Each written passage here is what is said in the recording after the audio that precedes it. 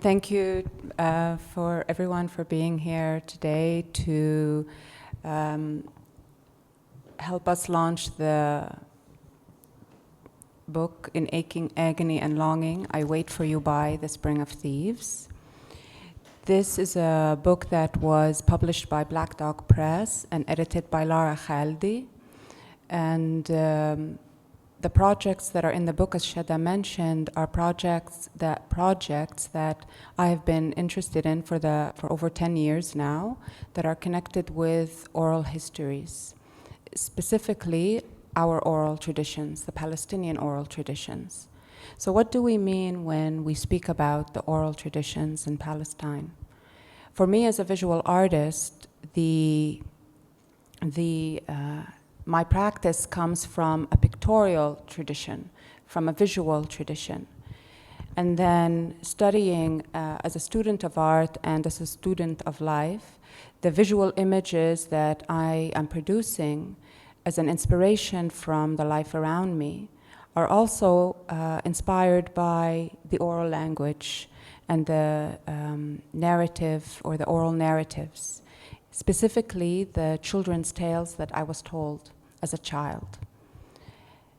And I hope to have a chance to share one of the stories with you during our conversation this evening.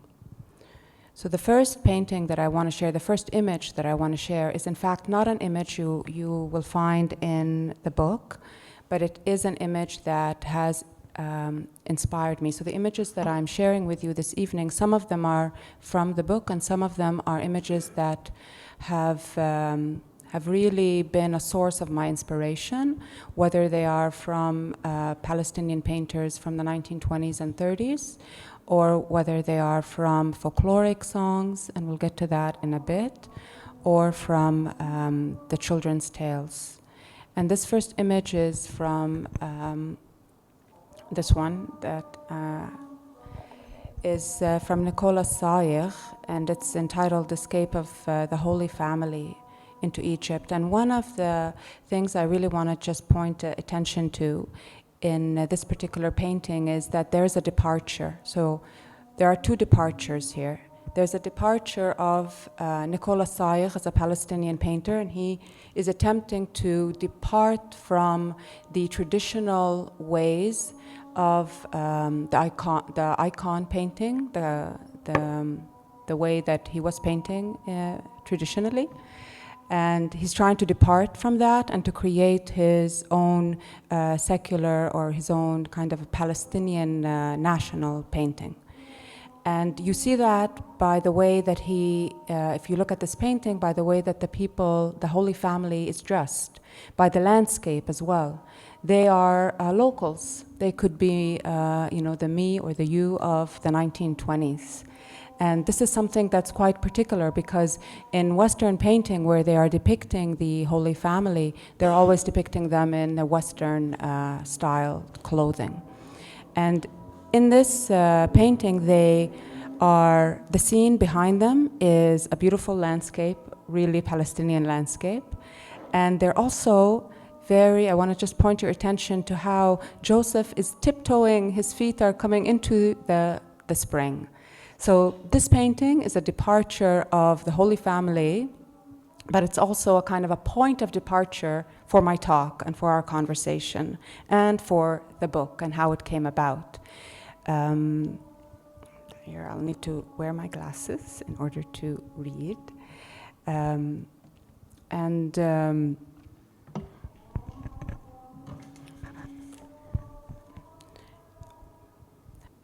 There's another form of departure that I want to read about, and this is the departure, which at the same time is a departure of, in a lot of the folk songs that we used to sing, especially in the early and late, or during the period of the 19th century.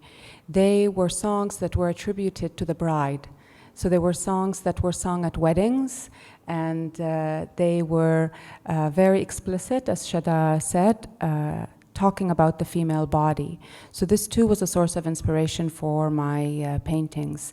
And here I will read slightly in English, and then I have a question already in mind to ask you, Baha. This is from a song to the bride. I said to her, "O fair one, satisfy me, and let me see your eyes."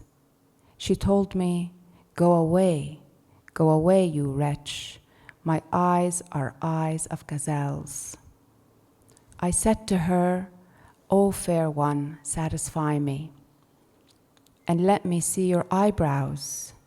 She told me, go away, you wretch. My eyebrows are as the crescent of the month of Sha'ban. I said to her, "O fair one, satisfy me, and let me see your mouth." She told me, go away, you wretch. My mouth is like King Solomon's signet. I said to her, "O fair one, satisfy me, and let me see your cheeks." She told me, go away, you wretch. It seems that you are still drunk. I said to her, "O fair one, satisfy me, and let me see your wrist." She told me, go away, you wretch. Methinks you are still dreaming." And then the song continues, and they are basically undressing the bride. So they move from her eyes, her eyebrows, her cheeks, her mouth, and it moves to her shoulders, her breasts, her nipples, her everything. It's very explicit. مرحبا بها.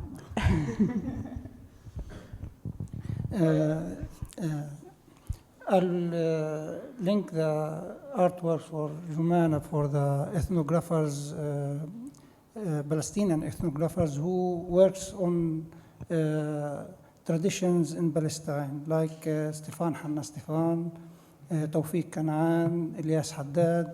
These people used to work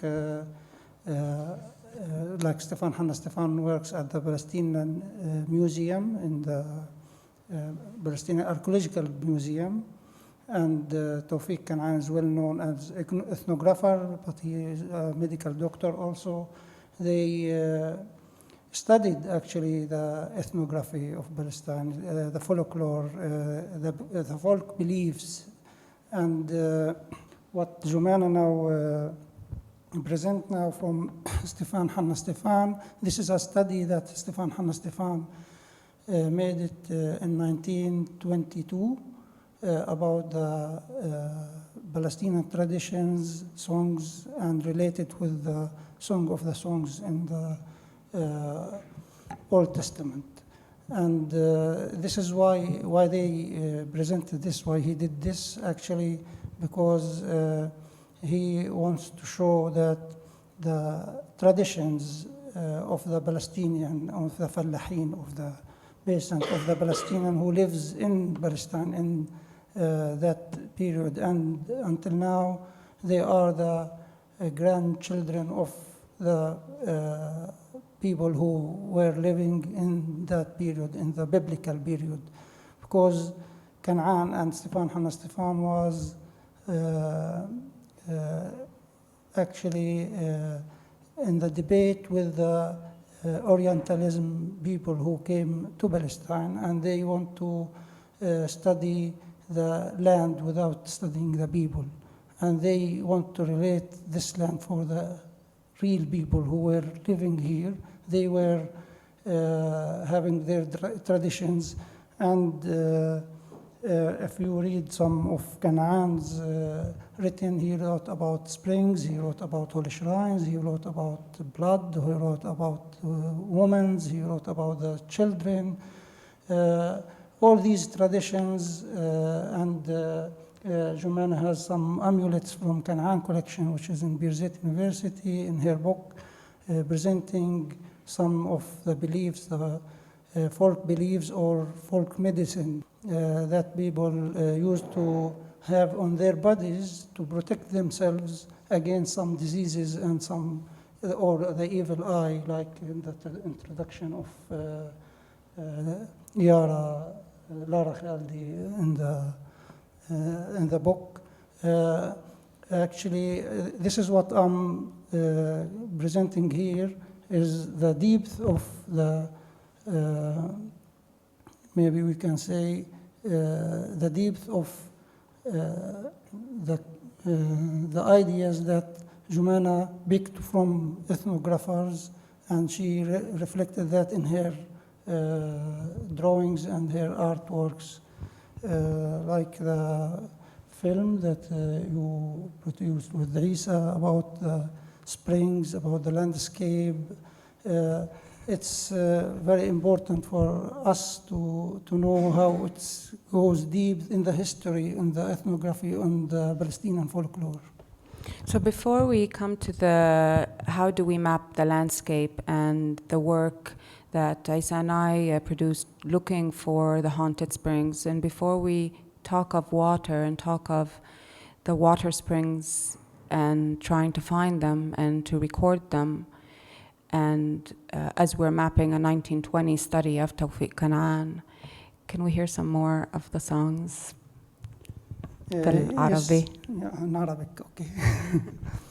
I'll read a little bit of Stephan, Hanna Stephan. هو بيحكي حمامتين تمشين من البركة للعين. And when he presenting also مرحبا وهلا بعيون الكحلة النخلة الطويلة تفتح باب المدينة. This is when he is talking with his girl.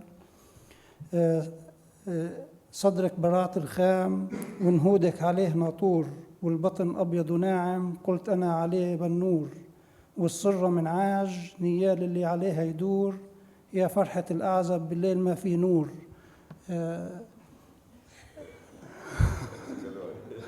عجبتكم يا these some of the songs that we are it's in Stephan Hanna Stephan article about the Song of the Songs. It's related really for if you know about the Song of the Songs, if somebody read that from the Old Testament, you'll find a lot of relationship similarities of the same words that they used it actually. And this is what Stephan Hanna Stephan wants to say, that people who live in this country, they are the same. If you find them, until now actually, if you go to the villages and you'll find some songs for in the weddings, you can relate it actually easily for the Old Testament.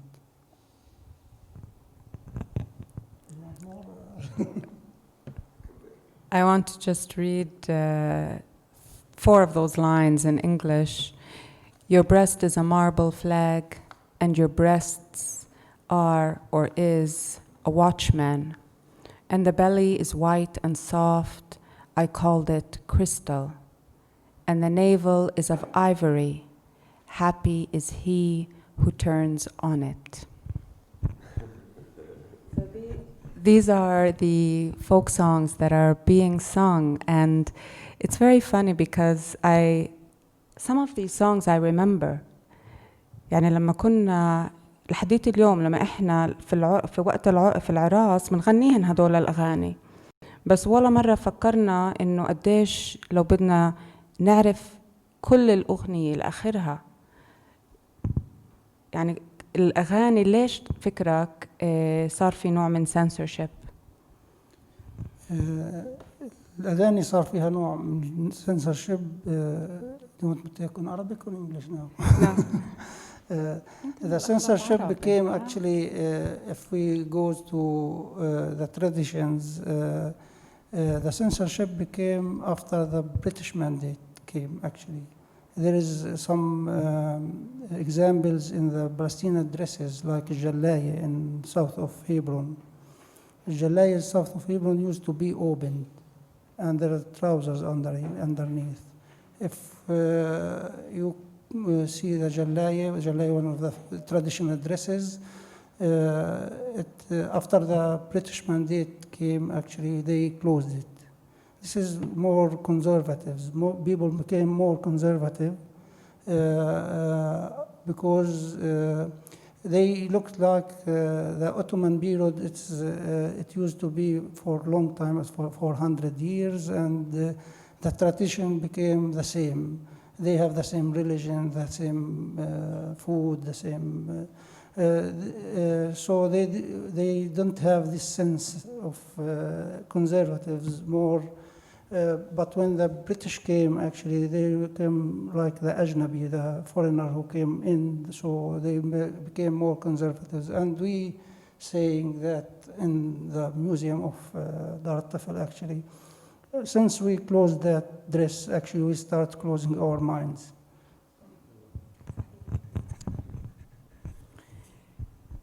So from songs that are describing the beauty of a woman's body, we're also finding in roughly the same period, around the 1920s, female artists and male Palestinian artists who are looking at painting and trying to create a unique Palestinian style, a unique Palestinian modern painting. And here you have Sophie Halabi, and this is roughly, she was a student of Nicola Sayegh. Please turn your phones off, thank you. And here on my right, you have the woman in the field of flowers is painting in 1947 from Jabra Brahim Jabra. So roughly around that time, from the mid-20s to 1947-48, Palestinian artists are thriving. You have you have about three prominent Palestinian collectors. One of them, Jawhariye, is collecting musical instruments. Another one, who is Tawfiq Kanaan, as Baha just mentioned, is collecting amulets, and he was a great source of my study and my art projects. And the third collector, I've forgotten his name now, who was collecting pottery.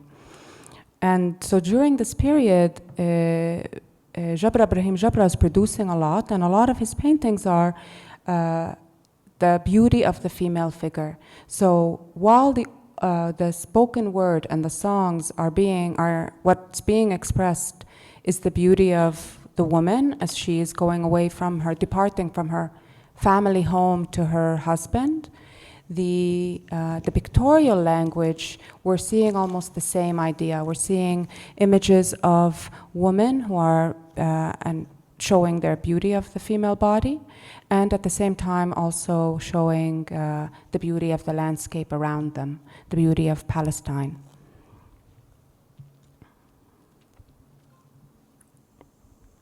And then you also have a painter, Mustafa Hallaj, who was working as a sculptor for many years.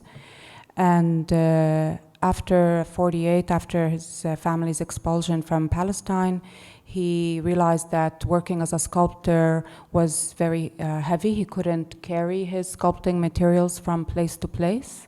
So he took to watercolors and to etching. And he was also a great source of inspiration for me among the Palestinian artists, because as you see here, he is painting mythical figures. He's painting very various, the animals and the birds in his paintings and in his engravings are mutated or are various in sizes. There's also this sense of something that looks almost Egyptian, with the way that these people are kind of standing in a procession, and then just going back briefly to one of the collectors, who is Tawfiq Kanaan. So here I'm not sure how well you can see, but you see the image on the top. These are among the amulets that he collected, which are housed today in the Birzeit University Museum. And he was a physician who was operating in the 1920s.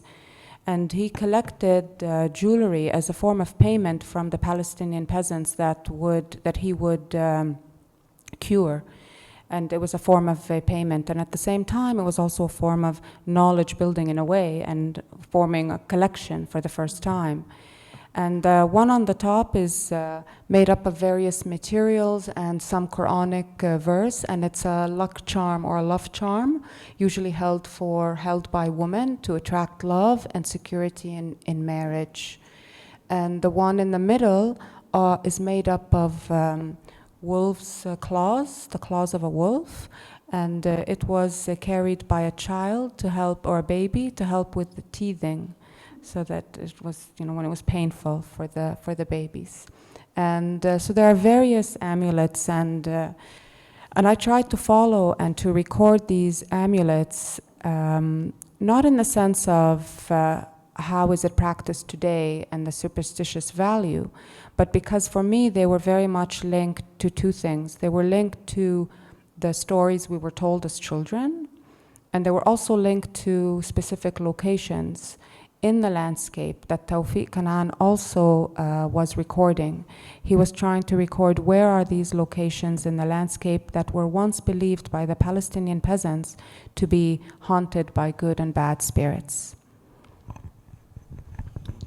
I'll continue about Canaan because I worked about 14 years for this collection.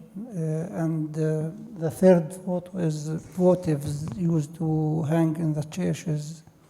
Canaan collected them from Aleppo, actually, not in Palestine. And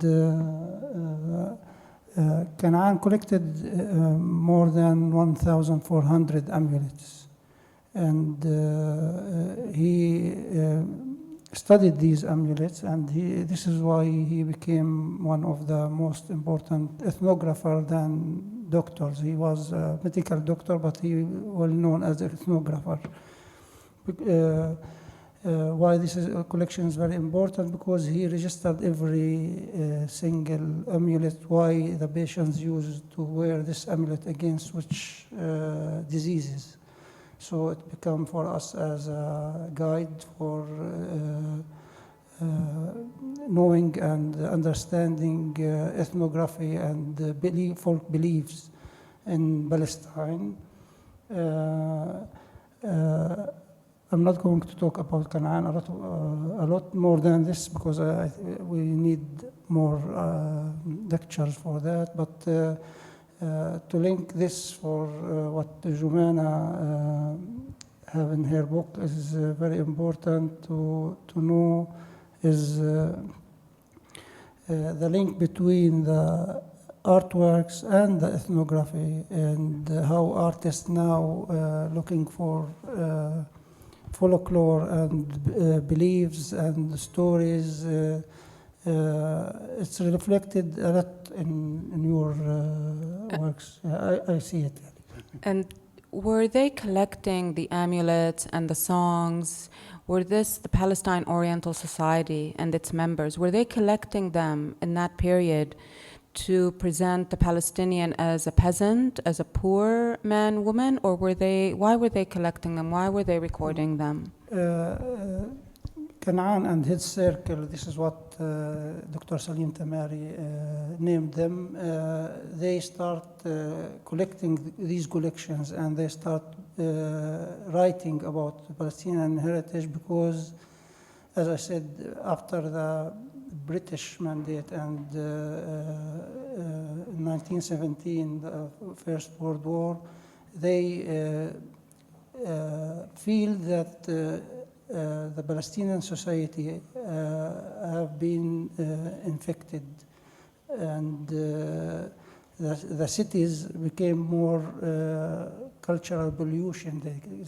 And the native of the pure cultural heritage is they looked at the villages that they have the pure cultural heritage, and they want to protect this against the modernization coming in Palestine, because they believe that the spirit of the folklore are in danger. This is why they start collecting and writing and protecting these cultural what we can say cultural spirits. But was it also a form of a modern, like a modernism, or if we don't think about if we go back to Salim Tamari as well, was he kind of proposing that the modern Palestinian life was thriving through art and through ethnography, if it were not for the... He didn't talk about modern art, but he talked about the modern life. You know that if you look at the conservatives, what we are talking about, the cities start more conservative than the villages. Actually, women in cities start covering their faces before, and actually in the villages they didn't cover their faces. You'll find these in cities. This is why when he talked about the Canaan circle and these people who start talking about and protecting the Palestinian cultural heritage, and they start registered everything. They know. Actually, I think they were very clever, and they were very sensitive for protecting the Palestinian cultural heritage in gathering, actually make collections like Canaan and Johariya and other collectors. Once upon a time, in a land not so far away, and not such a long time ago, maybe it was yesterday, there was a young man who wanted to be king just like his father. So he went to his father, the king, and he said to him, "Father, I want to be king just like you." And his father, the king, said to him, "Go and have as many troubles and live as many hardships as I have lived, and then come back and ask me for the kingdom." So the story sees our young traveler, our young hero who wants to be king. He leaves his home, and his mother helps him with a magic flying horse, and he travels from one adventure to the next. And I will not share the entire story with you now, but I will tell you that during his travels, his guardian horse, as they are flying, during his travels with his guardian horse, as they're flying above the sea, the young boy sees something glowing, and he asks his horse Balaan to take him down to the seashore. And Balaan takes him down and he says to him, "Look, you'll be sorry if I show you where we are, and sorry if we don't." Well, if I'm gonna be sorry, and if I go or if I don't go, then I might as well go. So he takes him to the seashore, and there he picks up a feather which is glowing. And everyone soon learns of this young boy who has a glowing feather, and everyone wants a piece of it. And again, we follow in our story the young boy and all of his adventures as he travels from one country to the next, from one land to the next, from one adventure to the next, until finally he comes to another land that he's never been to before, where the king of that land pushes this boy to find him who is the bird whose feather that glows, who does it belong to. The boy finds the girl who owns the bird with the glowing feathers. Seeing her from a distance, he immediately falls in love with her. And he thinks, how is he going to get her to come back with him to the land to prove to the king, this is the girl who has the golden bird. So he builds a ship, and he asks everyone that no one can come on this ship. It has to be only one person at a time. And so he docks it at the land, and one person at a time comes on the ship to see it glowing, to see its majesty. The ship is made from gold and silver. And one day, the girl curious, also wants to go onto the ship to see it. But as soon as she gets on the ship, the young boy, our hero, takes the ship out of the dock and into the sea. Basically, he kidnaps her. So she's furious with him, and she says to him, you know, this is unbelievable. Of course, secretively, she's also madly fallen in love with him. The stories that we were told as children, that the boys and the girls were always falling in love just like that at first glance.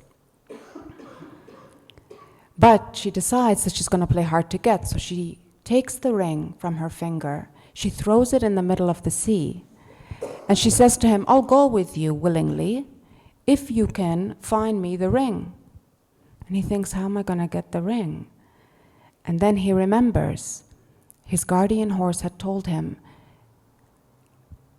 and he follows what his guardian horse told him, and he brings flour, like the cooking flour, and he throws it in the sea, and there all of the fish of the sea eat, and they're so happy that they've been fed on flour that the kingfish pops his head out to the sea and says, you know, who is this person that's been feeding us flour? We owe you. Well, like, whatever you want, we will give you.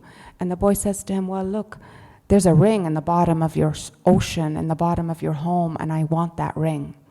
And just like that, the fish bring the ring of the girl. And so that is how the boy wins the love of the girl. And then the story continues, and he eventually proves to his father, the king, that he has lived through hardships and he becomes king.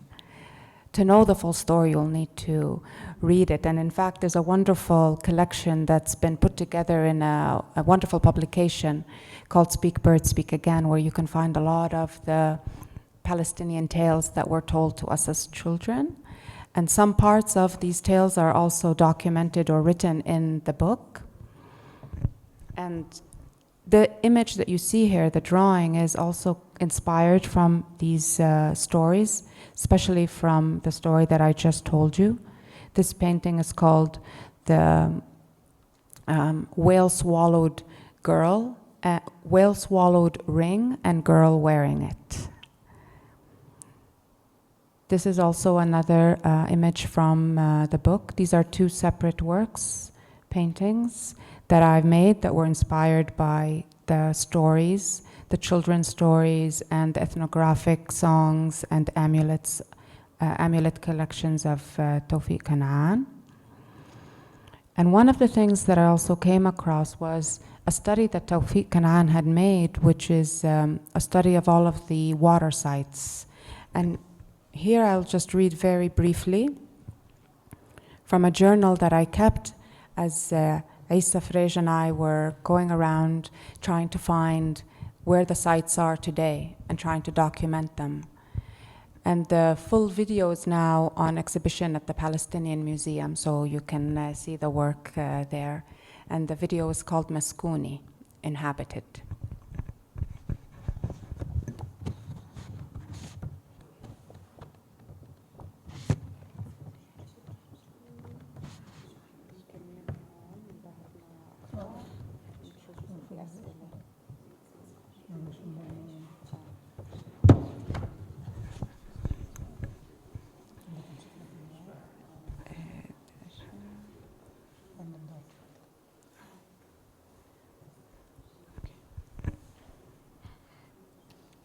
We were following them. Their tracks were hard to find and often buried.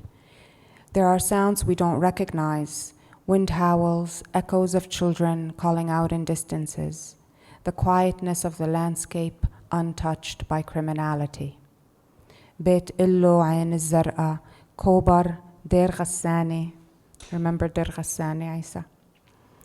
Birzeit, Jerusalem, Nablus, Ayun al-Haramiyya, Dir Bzea, Deir Dibwan, Ain Kenya, and it goes on and on and on. There are more than 100 locations that Tawfiq Kanaan lists in his study on water demons and haunted locations in Palestine.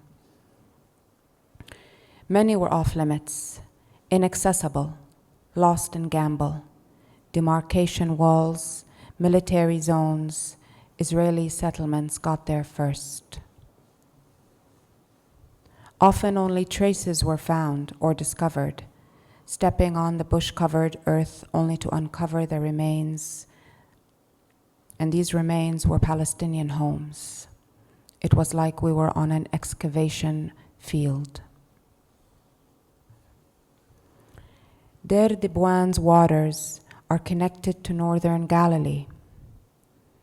In Bir Nabala, the well was once believed to be haunted by animal spirits, a fox specifically. The fox was feared for taking the villagers' children. We find the well in the center of the town. It is completely sealed off by concrete, and children use that concrete as their playground.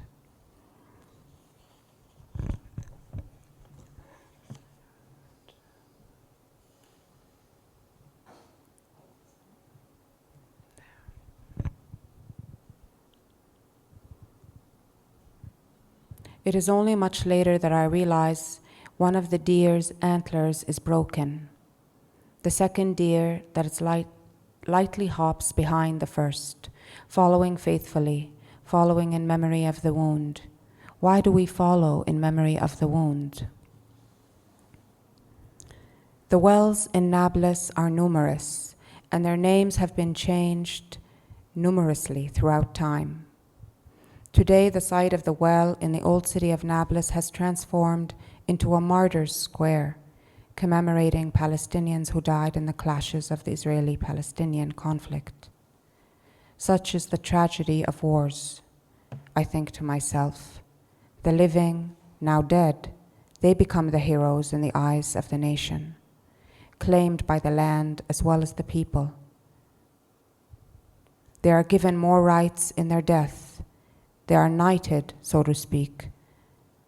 Their knighthood is a form of death right.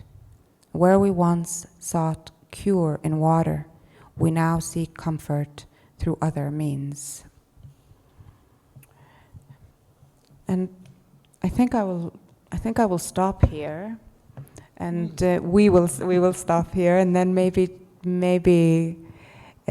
open it up for a discussion or questions. إذا في أسئلة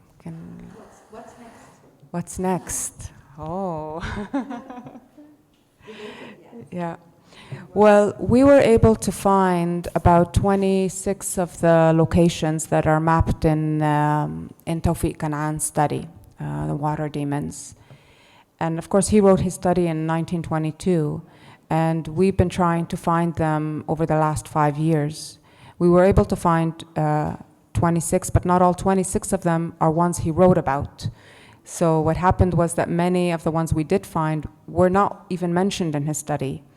We found them through asking people around. We found them through, knowing what Isa remembers of the locations, knowing what I remember of my childhood, because these are locations that we were told either not to go to because there was a ghuli that was, living there. Of course, they were trying to protect us as children, or the opposite. We were told to go there because the water is curative. And in many of the locations, the water is completely dried out, or has become a wasteland, or has been thieved away by settlers.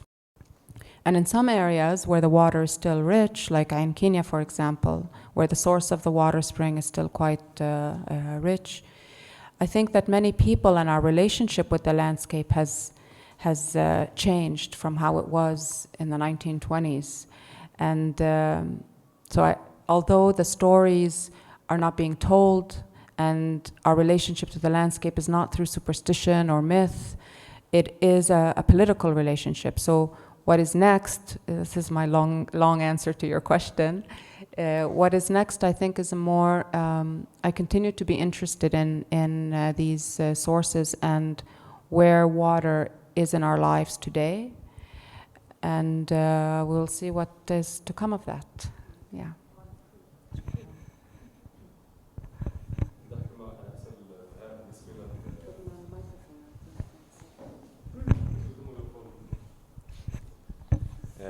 كنت بدي أسأل بهاء بالنسبة للأسباب اللي حكيت عنها اللي خلت يعني المجتمع الفلسطيني يسكر على حاله بجاية البريطان الانتداب. تقدر تحكي عن هذا الموضوع كمان؟ فكر هاي الفترة اللي أنا كشخص ضيعتها في حياتي ومش عن جد بعرف عنها كلنا. فبتقدر تحكي عن هاي الفترة أخرى؟ هل هذا الموضوع، هل هذا يعني الحديث منبثق على بحث معين؟ طبعا هي احنا لما نشتغل ندرس بالتراث الثقافي الفلسطيني بنقدر نرجع لأقدم فترة ممكنة ونحاول نشوف التغيرات اللي صارت على المجتمع الفلسطيني، وجزء من المعلومات اللي احنا توصلنا لها من خلال الدراسات اللي صارت على المجتمع الفلسطيني انه واحدة من هاي التأثيرات هي فترة الانتداب اللي صار فيها عملية تحول بالمجتمع الفلسطيني من فترة نقدر نقولها استقرار شوي كانت في الفترة العثمانية، مع انها احتلال عثماني كان، بس كان في فترة طويلة صار في ألفة في المجتمع نفسه، وأجا احتلال جديد غير في المجتمع زي ما صار في تغيير في بعد ال 48 وبعد ال 67. المجتمع الفلسطيني دائما صار في تغير وفي كسر وتخريب إذا بدك أكثر على حياة المجتمع الفلسطيني من احتلال لاحتلال الآخر، لحد ما وصلنا لإحنا حاليا في ضياع شوي كمان. عم نحن للتراث، بس دائما إحنا بنحكي إنه دائما لما حدا بيحكي تراث بنفكر قبل 1948، فإحنا بنقول لهم إنه أنتوا يعني إحنا بنحن للاحتلال البريطاني مثلا يعني، ولا بنحن للاحتلال العثماني قبله. هي الفكرة إنه المجتمع صار في إغلاق لأفقه شوي شوي، ولحد ما وصلنا لحد الآن هلا صار في إغلاق كامل تقريبا.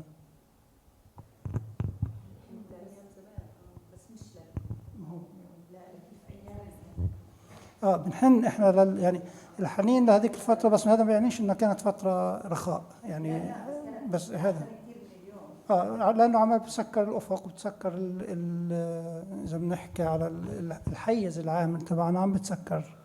لسه الفترة الأردنية كان الناس تطلع على عمان وترجع، هلا صار في تسكير، هلا صار في جدار، هلا صرنا محبوسين حقيقة في بيوتنا أكثر.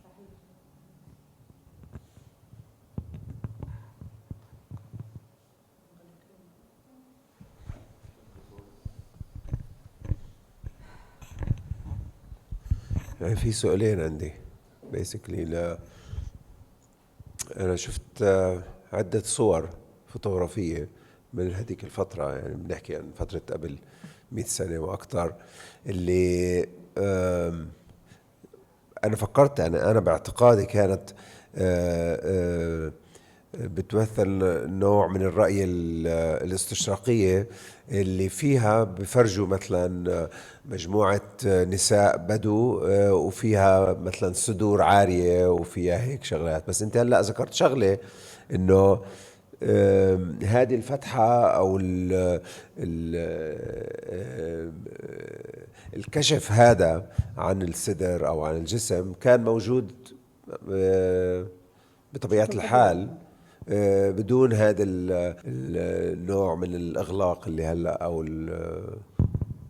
ما صحيح. يعني الصور القديمة بتبين جزء كتير مهم من الموضوع، بس الصور اللي بتحكي عنها هي كمان صورت البلد ما صورتش الناس، قليل ما تصوروا الناس. لا أنا بحكي على الصور بالتحديد اللي بتفرجي نساء مثلا بدويات. يعني في عندي صورة هذيك اليوم اشتريتها اللي بتفرجي نساء من قضبة لحم وبتفرجي تنتين لابسين بعرفش ايش اسمه اللي هلا سميته القمر الفوقاني ومفتوح، فمبينين جزء من صدرهم وإشي هيك. فأنا فكرت يمكن هذا تدخل من المصور، يعني بما معناه انه كان في جزء من الصور اللي لها علاقة بالتمثيل الواقع تقريبا استشراقي بس كمان الزي كان حقيقة هو بهاي الطريقة. يعني الستات كانوا يشتغلوا بالحقل، فكان الأثواب كمان تبعتهم تكون فضفاضة يعني مفتوحة كمان. وكمان الستات كانوا يعني لما يرضعوا أطفالهم ما كانوا يستحوا يرضعوا أطفالهم كمان في الحقل. فيعني جزء من الأثواب اللي موجودة بالتراث الفلسطيني في شق دائما في الصدر تبع الثوب. الأب لما تكون الست عم بترضع بتشق الثوب عشان تقدر ترضع، لأنه كيف بدها ترفع الثوب كله عشان ترضع طبعا. فهي هاي الفكرة. يعني الأزياء كانت عملية، أزياء عملية إذا بدك أكثر من ما أنه بس أزياء لتغطية الجسد. السؤال الثاني اللي يمكن لما أنت ربطت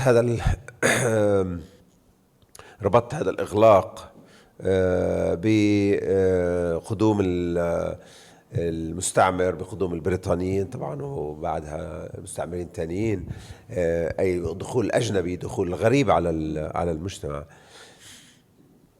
ومن ناحية اللي ذكرته يمكن جمانة بموضوع الأغاني الفولكلورية اللي انتوا قلتوا صار في نوع من السنسورشيب، صار في نوع من إزالة العبارات اللي هي فيها نوع من الإباحة أو نوع من فمن ناحية أنت بتحكي عن في إغلاق، ومن ناحية بتحكي عن سنسورشيب. إيش سنسورشيب بالعربي؟ حساسية، رقابة أكثر. رقابة. ومن ناحية طبعا احنا بنشوف مجتمع راح باتجاه الدين أكتر، في تدين أكتر، وفي هو إذا بدي أجاوبك أكثر، هو له علاقة بمفهوم الدين كيف صار تغير. يعني كمان الناس القدامى يعني أجدادنا كانوا متدينين بس ما كانوش متعصبين. يعني في فرق بين إنه الواحد يكون متدين وبين إنه يحمل فكر تعصبي أكثر. كانت الناس نضل نحكي إنها كانت بسيطة، بس هذا ما يعنيش إنه البساطة الجهل. البساطة لها علاقة بإنه كانت الأمور تمشي ببساطة أكثر. لازم التعقيدات اللي أضيفت على المجتمع زادت التعقيدات في كل شيء. يعني صار الإنسان زي اللي بفش خلقه بشيء بيقدر عليه مش قادر على شيء تاني. فهي هاي جزء من تركيبة المجتمع والفكر اللي ضل نغلق شوي شوي. هذا ما بيعني إنه لأنه بس البريطانيين أجوا وسكروا هاي، هي لها علاقة بردة فعل مجتمعي. يعني طبعا. ما لها علاقة بالمين أجا، لها علاقة بكيف الناس بلشت تتعامل مع الموضوع أكثر فأكثر. وله علاقة كمان بالفكر الاستعماري، إنه أكثر بالنسبة للمستعمر مهم إنه يغلق عليك أكثر ويخليك أنت جاهل ودائما أنت بحاجة لإله. وهذا مهم جدا، لأنه إذا بنطلع إحنا على الحلقة ونحكي عن هدول الأشخاص اللي كانوا عمالهم لو يعني كل المدارس الأثرية اللي بلشت بالبيبليكال أركولوجي في فلسطين، وجزء منها تثبيت الرواية التوراتية للأرض المقدسة إذا بدنا نحكي، عملت على تثقيف ذاتها بس ما ثقفتش الناس. يعني كم من واحد أثري فلسطيني طلع بعد حنا ستيفان حنا، وبعدين أجا كم من واحد، وأجا برامكي، وأجا غيره بنعدوا على الأصابع. فهم ما ثقفوا المجتمع الفلسطيني، ضلوا يدرسوا بالمجتمع الفلسطيني، وبالنسبة لهم كان هذا بالنسبة لهم شيء ثانوي، إنه المجتمع نفسه يتم تثقيفه أو رفع مستوى الوعي تبعه. صار كل المصادر، أنا درست آثارها عشان هيك بحكي، المصادر تبعتنا كلها أجنبية، وما فيش مصدر عربي بيحكي لك عن الآثار الفلسطينية. ما حدا بيحكي. لازم تتعلم إنجليزي، عبراني، ألماني، فرنسي عشان تدرس آثار. ما بتقدر تدرسه بالعربي لأنه ما في حدا كتب بالعربي. إن كتب عنا بس ما كتبناش إحنا، وهذا جزء مهم جدا. كان في آخر سؤال لجمانة. أنا اللي شفته من شغلي طبعا من البحث اللي عملتيه إنه هذا التراث والناس طبعا قبل 100 سنة بالإنجليزي. Okay. Your research and your work reveals a kind of very strong connection to the land. Those fairy tales that you read, one of them, but of course are in the book and in Tawfiq Kan'an's book. show a much stronger linkage to the land, to the vernacular culture, which we've somehow lost. And your research and what you've discovered when you went around looking for these water sources and haunted springs, and you found them either gone or covered up, or garbage dumps, or in addition to the fact that the settlers and in some areas they took over, or the army took over. And but then in the rhetoric, in the current political rhetoric, you hear a lot about kind of the land, and kind of our connection to the land and belonging to that. But in real life practice, and not only practice meaning dealing with the land, but also in weddings and traditions and customs, and you're saying that we lost that. Yes. Thank you.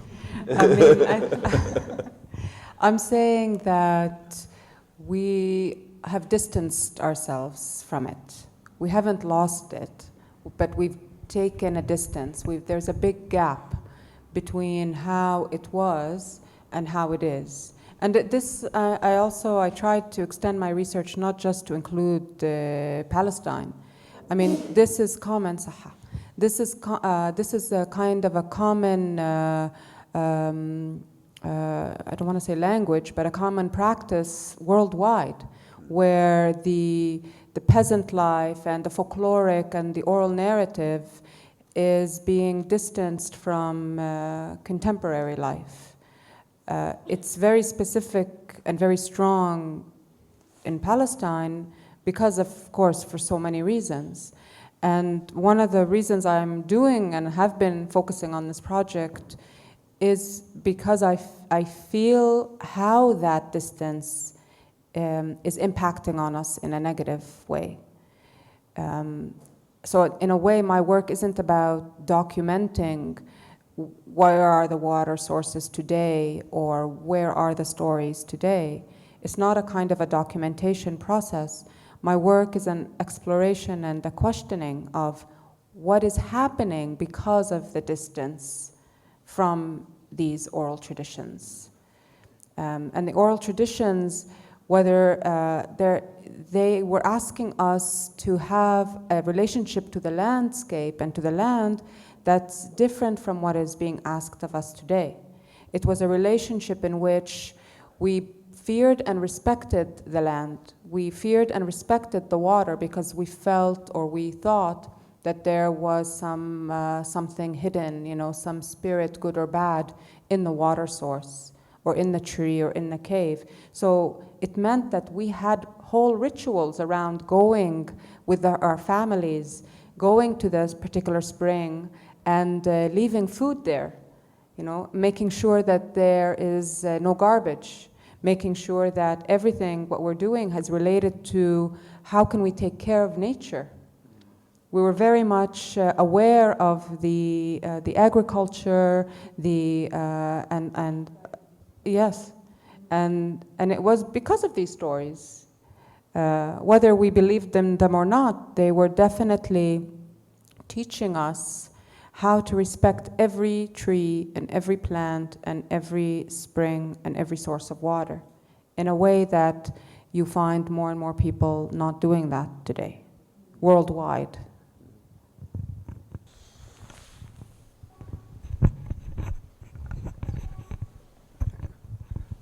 This might be kind of a long thing, but I just want to comment a little bit on the last question about this losing traditions, whatever. So first of all, بصراحة أنا ما عرفت إنه عندكم هذا المشروع عشان أنا بعمل إشي قريب كثير بس بركز على المقامات مش العيون.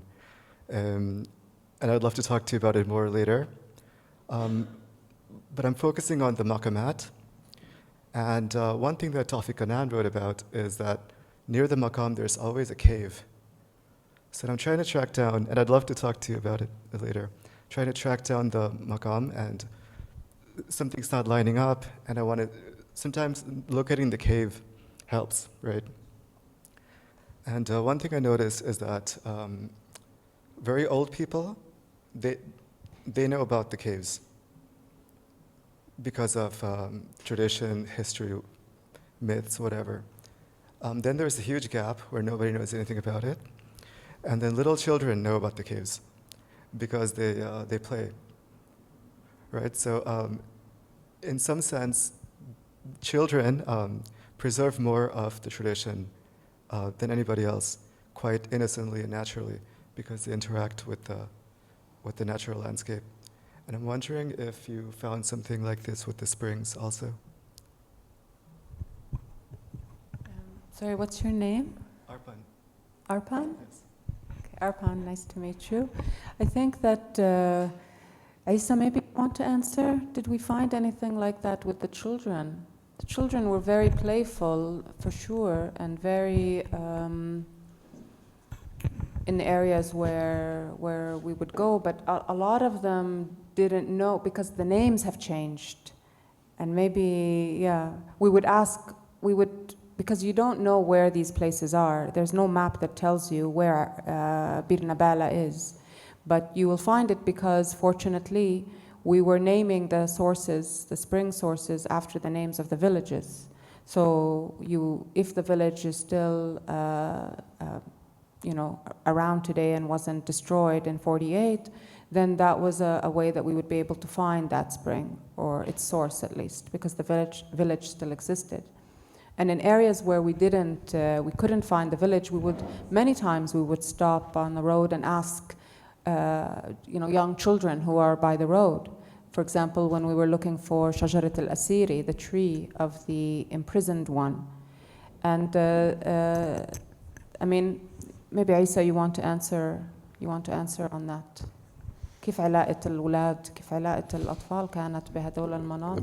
Not only the kids, but people in the village, when a source of water is in a village or a cave or a tree,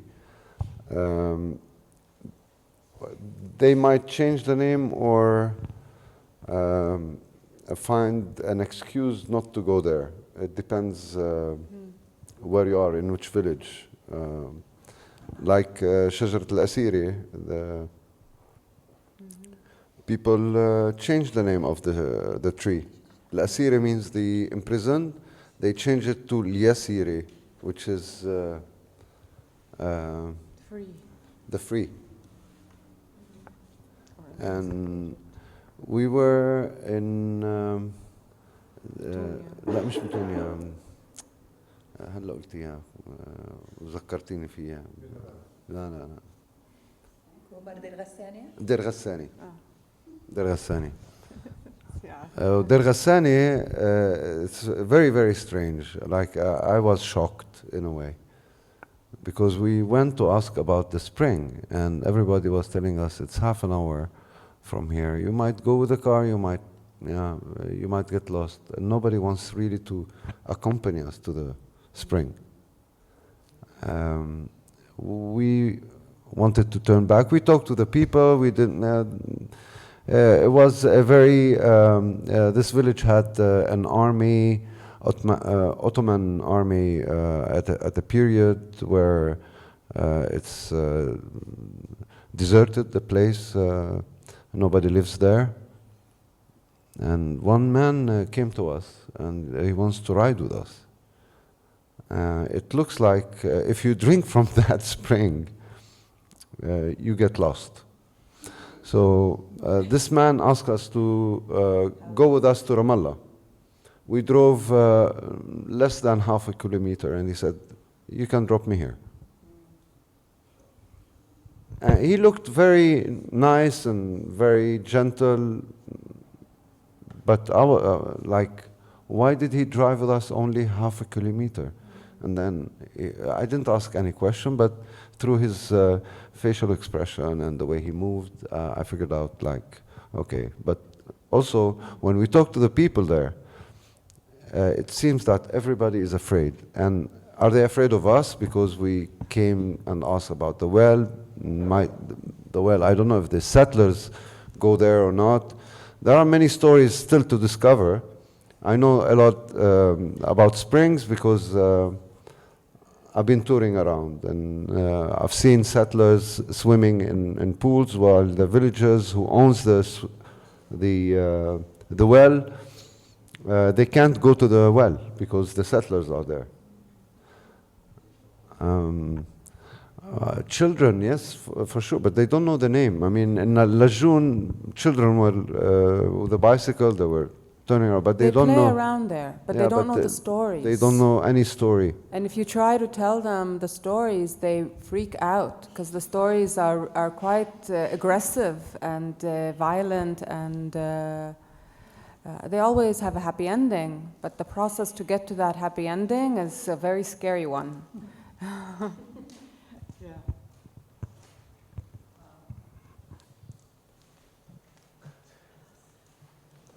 So, Mahmoud. Not a question. I just want to, if there's no more question, there is one more. George. Yeah, I was very inspired by your talk. Thank you for reviving all these stories and all these characters. I'm happy that we have other people now joining the club. I've been doing 50 years of oral history, and besides I've read probably 10,000 books about the region. I think one of the, I mean, we take usually important figures like Tawfiq, who documented and inventorized, and Stephan. But I think most of the knowledge we lost was basically in '48, when many of the people emigrated to the Gulf and other places, and we lost the connection with these people because there was no project of collecting, because it was the Nakba. Now, I think once we were preparing something about Jerusalem, and every 10 years is important, even every 5 years, you lose hundreds of people who have knowledge. Now, we were inquiring whether there are more people in Jerusalem who know about the history of Jerusalem in the Mandate period or in Ramallah. It came out that more people know about Jerusalem who are now in Amman. If you will do any oral history about families and I think we have this temptation of passing judgment on the Turkish period, Mandate period, Jordanian period is 20 years. I'll be very careful, to say that it's very hasty, I think we have lost something. Every culture has lost something with technology or etc. But no one person is in a position to pass judgment on all these periods. I think what we have lost is a study about 1880 to 1910, which is the most glorious period for the social change. And I think I'm happy that in Bethlehem they are doing this research. But I don't know if you have also studied Barghouti, Abdul Latif Barghouti. I think everyone in his own way, I think he has volumes and volumes on folklore. But what I would testify myself, and I've been a lecturer at Birzeit in 1970. And during the Intifada, I think during the Intifada we had a society of historians, or we tried, and we had 5 meetings, and only 2 persons out of 70 historians recommended field study.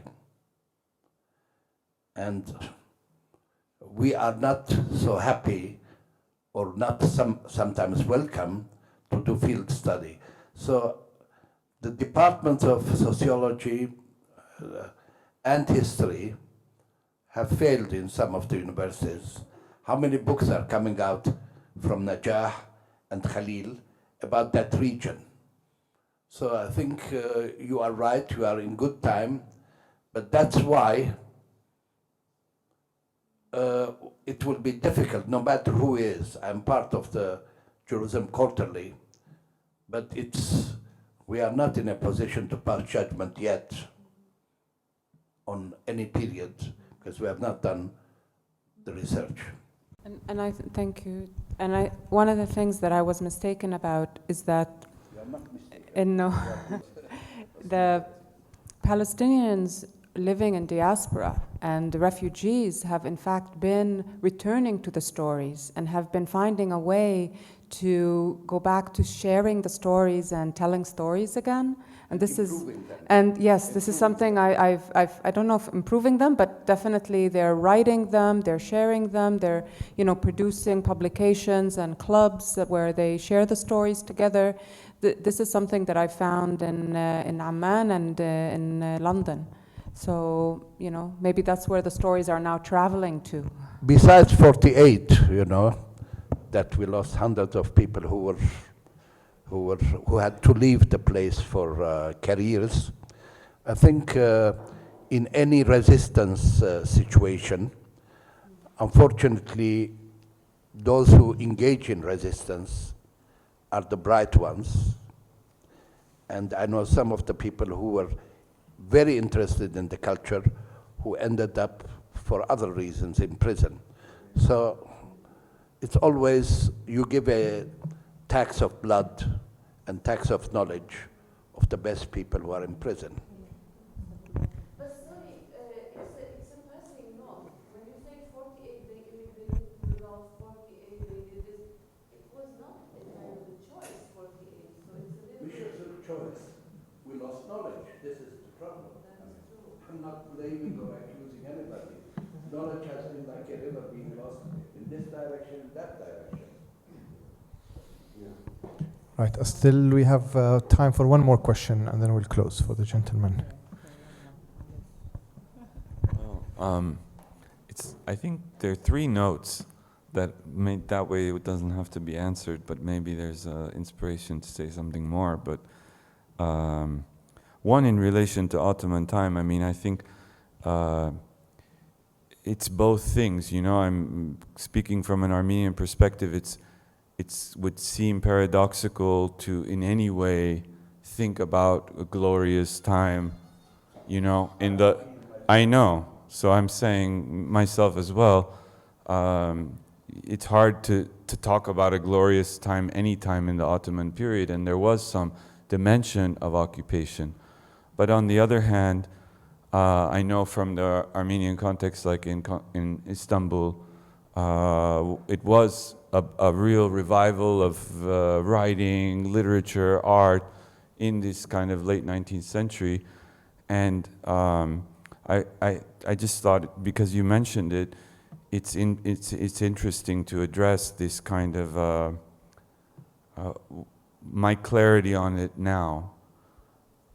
In a way, I think if we really see the line of modernity and coloniality as being interwoven, and that there is some defuturing dimension to this line, which is like homogenizing the world, making it just one world rather than a multiplicity of worlds. Even if it was an occupation, and even if it was tyrannical in certain dimensions, and even if it led to even the genocide of Armenians and Assyrians and displacements of people in its culminatory moment, there is a lot of more openness in that past than what we see today. Point one that I feel is interesting to think about, because it connects to the other things that you've been talking about. For me, I thought it could be interesting to introduce like these two thinkers that are in opposite poles in relation to maybe the Zionism as well. One is Gershom Scholem and the other Walter Benjamin. They were very good friends and Jewish, German, one chose to come here and one chose not to, even at the insistence of the other. Sholem kept trying to get Benjamin to come. And the first is regarding the story, both these notes regarding the story and its power. Sholem tells this story that is coming from a Hasidic